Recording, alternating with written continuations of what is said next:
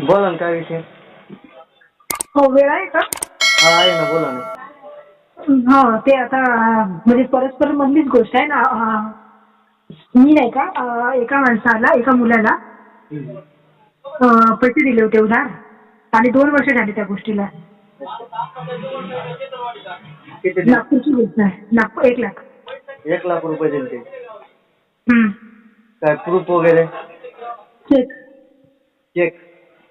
Check त्याने मला दिला आहे. अच्छा. आणि मी 50,000 कॅश दिली होती आणि 50,000 ऑनलाईन केले होते, पण अकाउंट मधून माझ्या नाही. माझ्या मित्राला म्हणाली सध्या तू देऊन दे,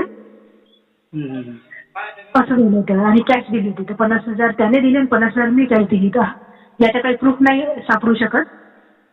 पण त्याने, मी म्हणाली होती तो म्हणाला 2 महिन्यासाठी दे, मी ट्रेडिंग मध्ये घालत आहो, हा 1 लाखाचा चेक घे, माझ्या अकाउंट मधून काढून देशील. तर म्हणाली ठीक आहे. तर आता ह्या गोष्टीला भरपूर दिवस झाले. कमीत कमी ही गोष्ट आहे 2023 जानेवारीची गोष्ट आहे. अच्छा. मग ते चेकचं काय विषय झालं? तुम्ही मोडला नाही का चेक? नाही, कारण त्याला मी हमेशा कॉन्टॅक्ट करते आणि विचारते चेक क्लिअर करू का? तर तो म्हणते नाही, 2 महिने थांबा, सध्या अकाउंटमध्ये पैसे नाहीत. एकदा त्याचा ऍक्सिडेंट झाला, एकदा त्याच्या काहीतरी डिवोर्स सुरू होतं, एकदा त्याची नोकरी गेली. तर असं करता करता तो मला वेळच देत आहे. कारण मी चेक क्लिअर करायला नाही टाकली, त्याला फक्त फोन करते, तुझ्या अकाउंटला आहेत का, कधी देणार आहे? तर तो म्हणते सध्या मी ट्रेडिंग मध्ये लॉस गेलो, 2 महिने थांबा. तर 2 महिने थांबा, मग कधी म्हणते अजून 1 महिना थांबा. असे करता करता आता मी त्याच्या घरी गेली होती नागपूरला. माझ्या माहेरच्या आहे, माहेरचं कोणतरी आहे, आम्ही एकाच वस्तीमध्ये राहत होतो. तर तो मुलगा आहे तो फिरला. अच्छा. आता मला काही, तुम्ही इतक्या वर्ष झाले, ती चेक कसा बाउन्स झाला असेल? त्याने तारीख नाही, त्याने एकदा नाही का तारीख मला चेक दिला. तर मी म्हणाली आता तर तारीख चालली झाली. त्याने एक जो चेक दिला तर त्याच्यावर तारीख टाकली होती. तर तो म्हणे माझा ऍक्सिडेंट झालेला आहे, सध्या माझे एवढे पैसे नाही आहेत. तर म्हणे आता चेक बाउन्स होईल. असं करा म्हणे, तो चेक राहू द्या म्हणे, तो बाउन्स होणारच आहे म्हणे. तुम्ही असं करा म्हणे, दुसरा चेक घ्या, त्याच्यात तारीख नाही टाकत म्हणे मी. असं तर त्याने बिना तारीख टाकलेला चेक दिला. तर तो माझ्या जवळचा आहे, बिना तारीख टाकलेला. मी पाठवते तशी तुम्हाला. तर मला फक्त एवढंच म्हणायचं, मी जेवढी इन्क्वायरी केली तेवढं मला एवढं समजलं आहे की याच्यामध्ये वकील वगैरे करावा लागतो. कशामध्ये? अशा याच्यात, कारण असं होत आहे की तुम्हाला हमेशा टाळतच राहत्या. आत्ता नाही येत, नंतर देतो. आत्ता मला फक्त, मी त्याला म्हणाली तू जितका वेळ घ्यायचा तितका वेळ दे, पण एक वेळ बरोबर सांग. मी आता मे महिन्यामध्ये घरी गेली होती.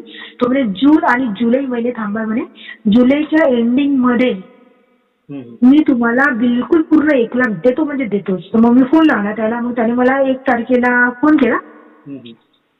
मी मेसेज टाकला होता की काय करू आता. तो म्हणाला की बस उद्या तुमच्या अकाउंटला 15,000 देतो म्हणे, आणि असे 3 आठवड्यामध्ये तुमची 1 लाख क्लिअर करतो. म्हणजे ठीक आहे. त्याच्या नंतर त्याच्या काही मेसेज नाही, कॉल नाही, रिंग जाते पण तो फोनच नाही उचलत.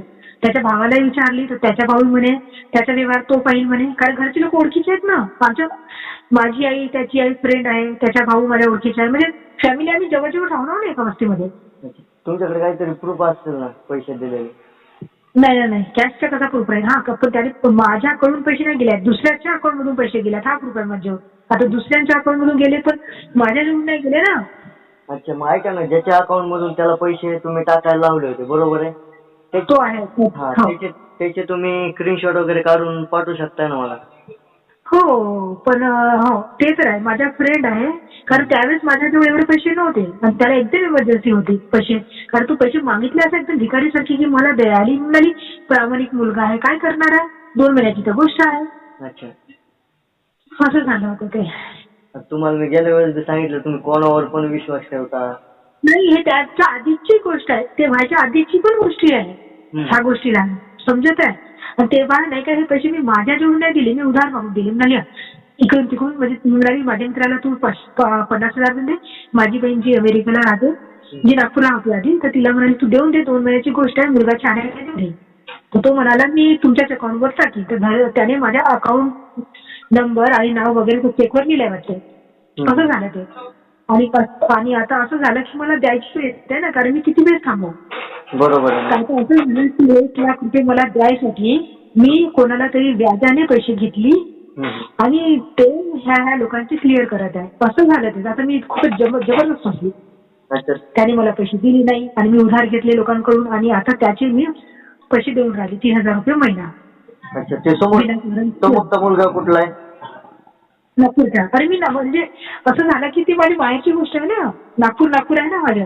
हा हा हा. नागपूरचे आहे सर्व. तर आता मी नागपूरला राहत नाही. मी फक्त कसं दिवाळीला जाते कधी, नाही तर 2 महिन्याच्या सुट्ट्यांमध्ये. त्याच्यावर मी कधीच नागपूरला जात नाही. आमचा व्यवहार फक्त फोनवर राहतो.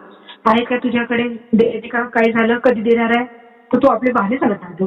तर त्याने अजूनपर्यंत फक्त तू तारखेवर तारखा देत राहतो. मी फक्त आमची बोलण्याची रेकॉर्डिंग मारून ठेवली आहे. कधी म्हणते डिसेंबरमध्ये देईन, डिसेंबर पासूनची गोष्ट सुरू आहे. मग म्हणाला फरवरीत क्लिअर करतो, मग म्हणाला एप्रिल महिन्यात क्लिअर करतो. आणि आता मी परस्पर गेली तर तो म्हणाला काहीच हो म्हणे, मी तुमचे पैसे रेकॉर्डिंग पाठवेल मी, बस हे जुलैची देऊन देईन म्हणे. माझे इन्कम टॅक्सचं काम सुरू आहे म्हणे. इन्कम टॅक्सचे लोकांचं काहीतरी क्लिअर करतो तो. हा, तर तेव्हा तुमचे क्लिअर कर. त्याच्यानंतर त्याच्या नाही फोन ना मेसेज ना काही नाही. म्हणजे मला एवढं समजलं की त्याची काही इच्छा नाही आहे द्यायची. आणि एवढे समजलं, मी विचारले कोणाला तरी की पोलीस स्टेशनला जाऊ, कारण मला नागपूरला जावं लागेल सर्व व्यवहार तिकडच्या टायमाचा. तर तो मुलगा नागपूरच्याच आहे. आणि असं वाटतं की जवळचे आहे, तर कोण पोलीस स्टेशन या कुठे जाईल, आपापसा मामला झाला पाहिजे. त्याची आई आणि त्याचे पप्पा म्हणाले तू आम्हाला देऊन थोडी ना विचारली, तुमचा व्यवहार तुम्ही पहा. बरोबर. तर मला हेच बोलली, कारण त्याची आई आणि माझी आई फ्रेंड आहे. अच्छा. प्रॉपर लातूर मधलाच आहे का तो मुलगा? आम्ही एकाच वस्तीतले आहो. एकच वस्ती आमची, अशी वेगळी नाही. हा म्हणजे एरिया हलकासा दूर आहे, पण आम्ही असं जवळजवळ पायी जाऊ. 1.5 किलोमीटरच्या दायऱ्यात आमच्या घर आहेत. अच्छा. आणि माझ्या मोठ्याचा मुलगा आहे ना, त्याच्यातून फ्रेंड आहे. अच्छा. ती ओळखी आहे आमची. म्हणजे ट्रेडिंग करतो म्हणून मी दिले होते की तो लॉस मध्ये जाणार आहे, त्याला फायदा होत आहे, तर सध्या दे म्हणे. मग मी 2 महिन्यासाठी दे म्हणे, मी तुला देऊन देईन. आता 2 महिन्याचे मला ज्या लोकांकडून मी उधार द्यायसाठी ते मला व्याजाने घेऊन मी लोकांना देत आहे झाली माझी. आणि मी 1 वर्ष वाट पाहिली. आता त्याचं खर्च सुरू झालं बोलणं. आता मग काय करू? नाव काय त्याचं? अमोल खोब्रागडे. त्याचा फोन खोब्रागडे. अच्छा. ठीक आहे. काय करा, मला ते स्क्रीनशॉट वगैरे आणि तुम्हाला चेक दिलेला आहे का ते फोटो टाका व्हॉट्सअपला. हो. नाही, मी म्हणत होते की तुमच्या नागपूरमध्ये, कारण सर्व काम नागपूरवर होणार आहे ना, काय का कोणी ओळखीचं? भरपूर मित्र आहेत माझे. तुम्ही नागपूरमध्ये म्हणताय का तो लातूरमध्ये राहतोय? तोही नागपूरला राहतो, मी नागपूरचीच आहे ना प्रॉपर. माझ्या तिकडची झाले तुम्हाला जे काही कारवाई करावं लागेल, पोलीस या वकील ते नाही करू शकत. कारण मी इकडे 3,000 रुपये महिन्याचे भरत आहे. व्याजाने पैसे घेऊन ते गटामधून पैसे काढतात ना. हा, तर मी गटातून पैसे काढले. ते 1 लाखावर 3,000 नाही होत का? पण असं झालं तर मला 3,000 रुपये महिना द्यावं लागत आहे. तर तो काही मला देऊनच नाही राहिला. मी 1 लाख रुपये लोकांचे क्लिअर केली ज्यांची होती, पण मला 3,000 रुपये व्याजाने द्यावं लागत आहे. 3% मी पैसे काढले त्याला, म्हणजे लोकांना द्यायसाठी, कारण लोक थोडं एवढं वाट पाहणार आहेत. बरोबर. चालतं. मला काय करा, त्याचा नंबर वगैरे टाका, माझ्याकडून जेवढी हेल्प तेवढी करतो मी तुम्हाला. हो ते. हॅलो. अमोल खोब्रागडे बोलतोय का? हो. विशाल भंडार बोलतोय, टायगर ग्रुप महाराष्ट्र राज्य. हा, बोला. आपल्याकडे कंप्लेंट आली आहे ज्योत्स्नाताईची. हो. ती 2 वर्ष झालं तुम्ही 1 लाख रुपये घेतलेत ना त्यांच्याकडनं. हो. ते काय विषय, कधी रिटर्न करायचे? आता ह्या महिन्यामध्ये रिटर्न होऊन जात करायचे पूर्ण. ह्या महिन्यामध्ये रिटर्न होते का पूर्ण? हो. किती तारखेपर्यंत झाल्या? 15 दिवसामध्ये. 15 दिवसामध्ये का? कुठनं आहे म्हटलं तुम्ही? मी बीड जिल्ह्यामधून बोलतोय. नाही, कोणतं संस्था? टायगर ग्रुप महाराष्ट्र राज्य. वाटलंच तर माझं नाव युट्यूबला जाऊन सर्च कर, तुला कळेल. नागपूरमधून बोलतोय ना तू? हो. अच्छा. नागपूरमध्ये आहेत आपले टायगर ग्रुपचे अध्यक्ष वगैरे आहेत ते. ठीक आहे. तेच म्हटलं, मग तू 2 वर्ष झाले दादा. मी काय म्हणतो, तुझ्याकडून 1 खात्यात जर देणं नसतील ना होत, 10-12 हजार रुपये देऊन कमी करून टाकायचं. तुझ्या पण डोक्यावरचं वजन कमी होतं ना. ऍक्च्युली माझे बाहेर लटकलेले आहे, ते याचे आहेत. आता येणं सुरू होऊन झालेलं आहे. माझ्या रिटर्नचे काम करतो. अच्छा. तर ते आता कसं लोकांना आले की मग ते मला ट्रान्सफर करून देतात. आता सध्या कसं कलेक्शन व्हायचे आहे, त्यामुळे थोडं लेट होऊन जातं. म्हणजे आता 2 वर्षामध्ये दादा तुला एखाद्याने विश्वासाने पैसे दिले, असा विश्वासाचा गैरअर्थ करायचा नाही. आणि तुला खरं सांगतो, त्यांच्याकडे चेक वगैरे तू दिलेले, बरोबर आहे? हो. त्याच्यामध्ये काम काय करताय सध्या? मी अकाउंट. अकाउंटचं काय करताय? कंपनीमध्ये अकाउंट. अच्छा, कोणत्या कंपनीमध्ये? पॉल ब्रोथर्स. अच्छा, ठीक आहे. मग 15 दिवसात करता का 1 महिन्यात क्लिअर करता त्यांचा विषय? 15-20 दिवसामधून त्यांना म्हटलं होतं ह्या महिन्यामध्ये करून देईन म्हणून. अच्छा, आधीच बोललो. ठीक आहे. ऐक ना दादा, त्या तुला कॉल नाही करणार. मला टायमिंग सांग, त्या दिवसामध्ये देतो म्हणून, या तारखेला म्हणून. 10-15 दिवसांमध्ये म्हटलं. 15 दिवस पकडून. आज 13 तारीख आहे. 15 दिवस पकडून. हे 15 तारीखच पकडा ना. तर आता कसं आज शनिवार आहे, शनिवार रविवार आलेला आहे ना मग.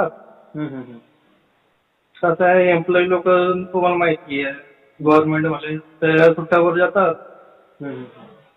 15 तारखेला सुट्टी आहे, नंतर मग गुरुवार 1 दिवसाचं हॉलिडे घेतील, नंतर परत शनिवार रविवार सुट्टी होतात ते. अच्छा, म्हणजे ह्या 15 तारखेला करताय बोलताय का तुम्ही, का पुढच्या 15ला? ह्या 15 दिवसामध्ये 30 तारीख पकडा. त्या 30 तारखेला करता, म्हणजे ह्या महिन्यामध्ये क्लिअर करून टाक. क्लिअर. ओके, चालतंय, ठीक आहे. क्लिअर झाल्यावरती मला कॉल करा.